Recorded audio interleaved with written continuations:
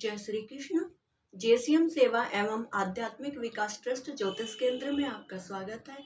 आज मैं जिस योग के बारे में बात कर रही हूँ उसे दोष कहते हैं।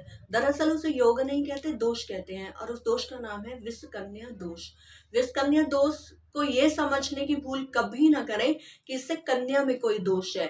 ये भी एक ऐसा ही दोष है जैसे जन्म पत्रिका में अन्य दोष बन जाते हैं, जैसे काल सर्प दोष बन जाता है, अंगारक दोष बन जाता है, गुरु चांडाल दोष बन जाता है, ज्वालामुखी दोष बन जाता है, ग्रहण दोष बन जाता है।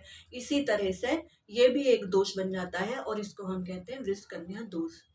विषकन्या दोष का अपना फल कब देता है? जब किसी कन्या का वैवाहिक जीवन पूर्णतः नष्ट हो जाता है, तब जनरली लोग जाते हैं, अपनी जन्म पत्रिका दिखाते हैं ज्योतिष आचार्यों के पास जाकर। उनसे कहते हैं ऐसा क्यों हो रहा है कि बार बार मेरा एक विवाह हुआ, मेरा वो विवाह भी खराब हो गया, फिर मेरे माता पिता ने मेरा दूसरा विवाह किया, या मैंने लव मैरिज करी, या किसी भी कारण से मेरे दूसरे संबंध बने, वो भी मेरे खराब हो गए। और ऐसा 1 2 3 4 बार नहीं, होता ही रहता है। पूरी लाइफ इसी तरह से खराब हो जाती है। यानी वैवाहिक जीवन जब हमारा खराब हो जाता है और भी विभिन्न प्रकार से हमारा सुख जीवन से नष्ट हो जाता है। और जब हम ये कहने लगते हैं कि हमारे जीवन में तो लगता है जैसे विष ही भर गया है, या किसी ने हमारे जीवन में विष ही घोल दिया है, या फिर हम परेशान होकर के ये भी कहते हैं कि पता नहीं सारा जहर हमारे ही जीवन में क्यों घुला है, तब हम सोचते हैं कि ऐसा क्यों हो रहा है। और तब हम जाते हैं ज्योतिष आचार्यों के पास, और ज्योतिष आचार्य जाकर के कुंडली का विश्लेषण कराते हैं और तब कहते हैं कि भाई आपकी कुंडली में तो विषकन्या दोष बना है,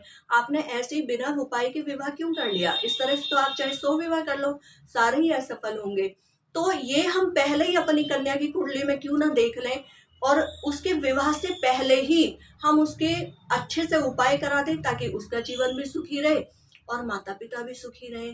तो अब हम कैसे जाने कि हमारे कन्या की जन्म कुंडलिका में ये दोष बना हुआ है या नहीं?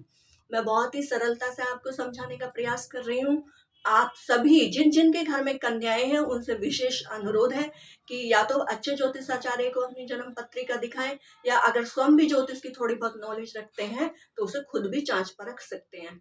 जैसे किसी भी कन्या का जन्म यदि शनिवार के दिन हुआ है, तिथि द्वादशी है और नक्षत्र है कृतिका, तो समझ लो कन्या का जन्म विषकन्या दोष में हुआ है, कन्या विषकन्या है।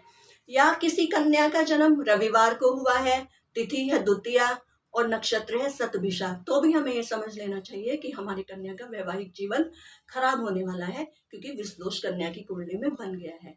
या हमारी कन्या का जन्म हुआ है मंगलवार को, तिथि है सप्तमी और नक्षत्र है आश्लेषा, तो भी हमें ये निश्चित हो गया है कि हमारी कन्या की कुंडली में विष दोष बन गया है, उस समय रहते हमें उसके उपाय करा लेने चाहिए। ये तो मैंने दोष की बात बताई है। अब इसके उपाय क्या होंगे? सबसे पहला और सरलतम जो उपाय है वो ये है कि उस कन्या को वट सावित्री के व्रत करने चाहिए। व्रत की विधि क्या रहेगी ये मैं आपको अपनी अगली वीडियो में बताऊंगी। कृपया मेरे चैनल को सब्सक्राइब करें, लाइक करें और मेरी अगली वीडियो का इंतजार अवश्य करें। जय श्री कृष्ण।